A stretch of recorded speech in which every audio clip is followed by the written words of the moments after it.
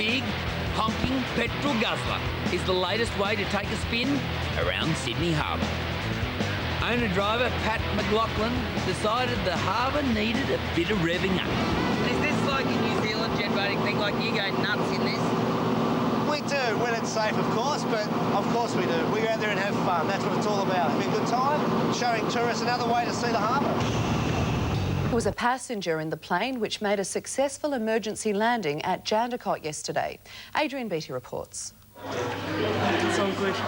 Student skydiver Erin Wilkes looked the model of composure today, but it was a different story yesterday. Shortly before pilot Rob O'Neill and passenger Vanessa Manning made this textbook landing without landing gear at Jandakot Airport, Erin was told she should jump to safety in case the emergency landing became a crash landing. I wasn't supposed to jump out, but because it was an emergency situation, it all changed. It was far more practical and safer to actually throw Erin out of the plane so that we didn't have her in there should the landing have been nasty. Of course, she wasn't thrown, she jumped. Out of a plane she wasn't used to, onto an airfield that darkened she'd never seen before, from just 2,500 feet. And yes, she was scared. Doing a dive exit from low level is scary enough from above 5, let alone doing it at 2.5. And she dived out and handled the situation admirably.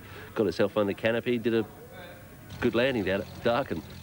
And today, Erin was back at her own Pinjarra skydiving club, taking to the air again. You can't keep a good parachutist down for long. As for pilot Rob O'Neill, his strongest memory of yesterday's landing was the noise. Just wait for the ground to happen, and when it happened, the noise inside the aircraft was a big roaring sound. The cabin filled up with some quite dense smoke. But everyone walked away uninjured. Rob has been told a fault in the hydraulic system of the plane's landing gear caused yesterday's emergency.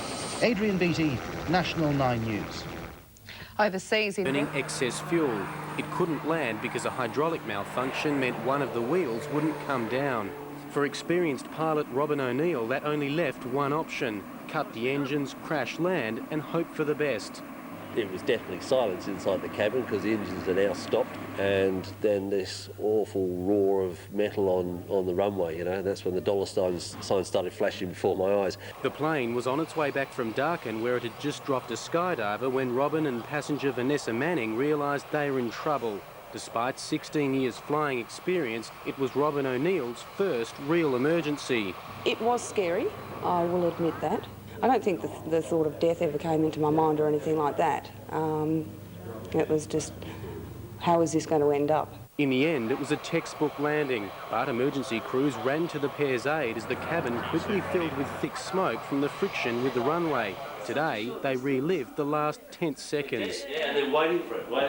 Then...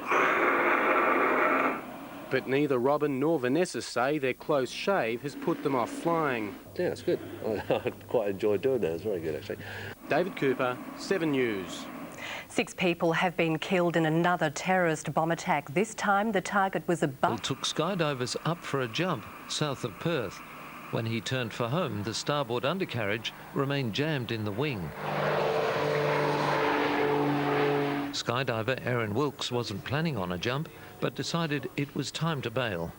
Very scary. It was nerve-wracking. It worked out well and I'm still here, so up again. Passenger Vanessa Manning remained calm. I had a very competent pilot next to me, and the situation that I was in, it was up to me to stay calm as well. Panic was not going to help the situation. With emergency crews watching on, Robin O'Neill readied for the crash landing. Once I got the green light, in I went and committed to doing a landing with no wheels. Or a mighty noise once we made contact with the ground, obviously a very loud roaring noise. My only real concern, as I say, was it was a fire after landing. Firemen and ambulance crews were prepared for the worst, but the pair were able to climb out and walk away. Mrs. Manning says the drama hasn't deterred her from going up again. Yes, I'll be going. I'll be there. I'll probably do a jump this afternoon. I'm feeling lucky somehow. The perfect landing doing nothing more than minor damage to the aircraft. Mark Bennett, ABC News.